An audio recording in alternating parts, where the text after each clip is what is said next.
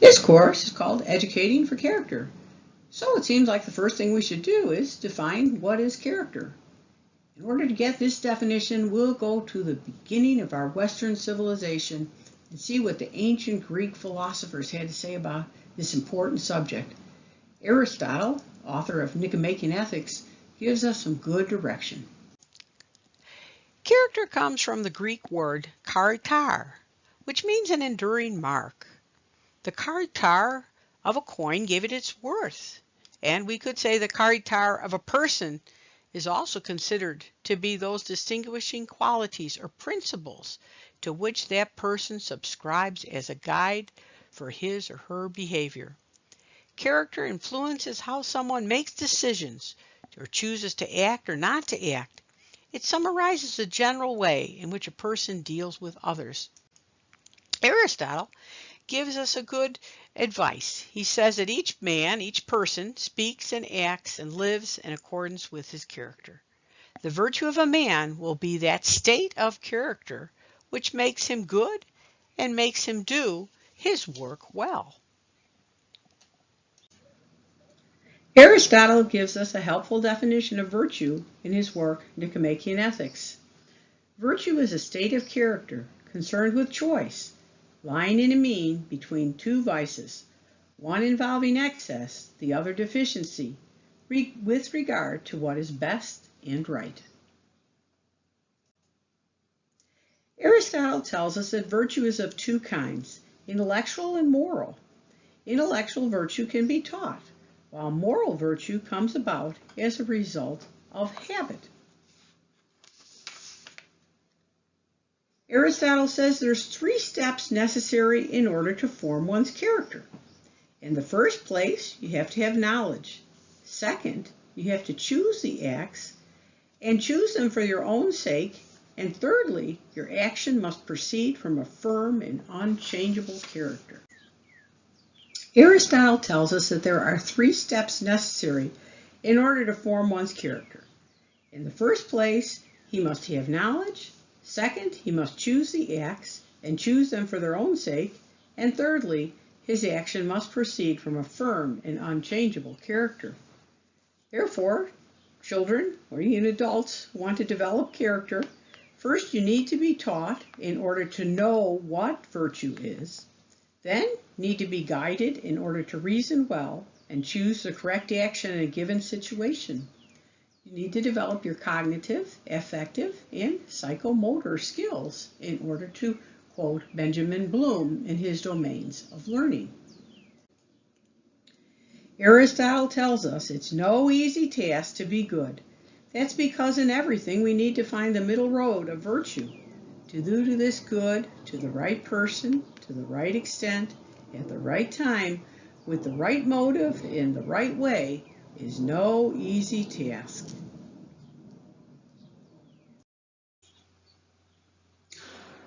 According to Aristotle, we have to develop the desire and the love for the good in order to be virtuous. Finally, we must also have the opportunity for actions in order to live virtuously. The moral virtues we get first by exercising them, Aristotle says. We become just by doing just acts, temperate by doing temperate acts, brave by doing brave acts. Character educators embrace Aristotle's definition of virtue. They realize that everyone has a character, but not everyone has good character. When we refer to a specific person's character, we're concerned with the moral choices that he or she makes and the virtues he or she may or may not practice. A person has a good character because they know the difference between the right and the wrong, and they strive to do what is right for the right reasons, as Aristotle told us. Historically, there have been 3 great formative institutions that have shaped the character of children and have had the responsibility to pass on a legacy of values. And those are the family, religion, and the school. Historically, they've worked together to accomplish that task. In our own century, we've seen many families break down, we've seen the schools back away from their role, and we've seen many children not have the benefit of religious formation. And that's created a kind of values vacuum into which the wrong influences have rushed. Television, advertising, the worst of the peer culture. So the school is really part of a new collaborative effort, a common cause to return adults to what historically has been one of their primary responsibilities, and that is to teach their children a sense of right and wrong, a core set of values that will guide their lives and build a decent society.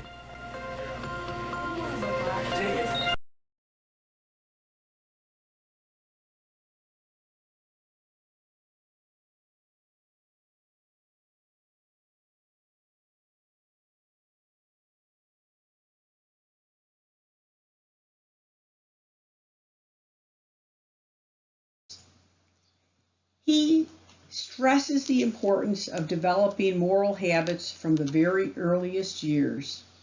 It makes no small difference, he says, whether we form habits of one kind or another from our youth. It makes a very great difference, or rather all the difference. Character is not inherited, nor is it forever determined by our environment. We have to be taught character, and we will show our character by how we behave when we think no one is looking. He stresses the importance of developing moral habits from the very earliest years. It makes no small difference, he says, whether we form habits of one kind or another from our youth. It makes a very great difference, or rather all the difference. Character is not inherited, nor is it forever determined by our environment. We have to be taught character, and we will show our character by how we behave when we think no one is looking. Character educators all agree with Aristotle on the point that we know that if children come to school, they are already well on their way in their moral education, because parents are the primary educators of virtue to their children, and they bear the major responsibility for teaching their children from their word and their example what it means to be a moral person, how to make good, sound moral judgments. Although it is the primary obligation of families and other caregivers, we need to fill the gap, because we can see in our society today that our family efforts are not as successful as we would like them to be, and that our country is in great need of better character, and our schools also need to teach this. Very important question to ask, though, is what values and virtues should schools teach young people, given America's pluralistic society? Is it possible to teach virtues and values in our public schools? Tom Licona, author of Educating for Character, How Our Schools Can Teach Respect and Responsibility, one of the recommended books for this class because it's really the classic of character education. In that book, he defines moral values as values that tell us what we ought or ought not to do. They come in two different categories. They are universal values, those which have to do with the fundamental human worth and dignity of every person, which we have a duty to practice and enforce, and non-universal values, those that don't carry a universal obligation, but to which an individual may feel a serious personal obligation. In this video clip, made in 1996, right after character education movement started in the United States, he talks about the importance of teaching these values and virtues in a public school. Society.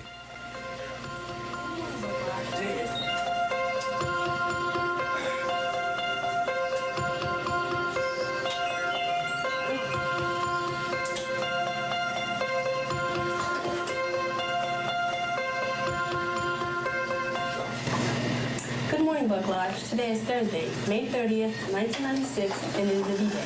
Character education is the deliberate, proactive effort to develop good character in kids, or more simply, to teach children right from wrong. It assumes that right and wrong do exist, that there are objective moral standards that transcend time, culture, and individual choice, standards like respect, responsibility, honesty, and fairness, and that we should teach these directly to young people. Our virtue for the week is helpfulness. Definition for helpfulness: assistance, usefulness, or to be useful or beneficial. And now a word from Mr. Coates. Please remember, our virtue for the week is helpfulness. We need everybody's help in making sure that this is a good week. Your cooperation in being helpful with your teachers and following directions. Your helpfulness in keeping our building clean is appreciated. Your helpfulness in making good decisions in terms of your performance each day is what we're looking for. So remember, your performance is important to us. We know you're the best, and we expect the best from you. When I've done talk shows, for example, people often call in and they say, aren't schools already struggling to teach reading and writing and arithmetic, and why should they add character education when they're already failing at what they're supposed to do? And the response to that is that character education, first of all, creates the environment for teaching and learning. Schools are much better places for academic learning when they are civil and caring communities. A second response is that the same quality of self-discipline that enables a child not to haul off and wallop another kid when it gets called a name, enables that youngster to apply himself to a task, to do his homework, to concentrate on what the teacher is saying, to pursue a distant goal. So that qualities of character really underlie personal achievement as well as personal relationships. They're fundamental to everything that human beings aspire to do. It's important for us to understand the difference between values, which are those that are part of our culture or our society, our religion, those that can change, and those that are ethical values, which really are about right and wrong, and actually which transcend religions and cultures and personal values. There are non-ethical values, which are not moral values. These are just, values about what you think is important, whether you like the color blue or you like the color green. These are different, though, from the ethical virtues and values which we base character education on, because they're based on the fact that human beings do know that there is a right and there's a wrong. There's a better way to act with other humans, and there's ways that we should not act. And so character education is based on the premise that values do need to be taught to children by significant adults in their lives. They have to give them direct instruction in virtues behavior and opportunities to live those virtues. However, it's important for them to understand that there's many different personal values that people can have. We have to respect those. People also have professional values. But there are what we call our ethical values. And Character Counts is put together. There are pillars of character, which we have here: trustworthiness, respect, responsibility, fairness, justice, caring, and citizenship. And we would agree that all people would agree that these are common to all different religions and social groups, and that these can be taught. And in fact, we'll see in our history of character education, our government now has them in a law and says, yes, teachers must teach these ethical values in our schools.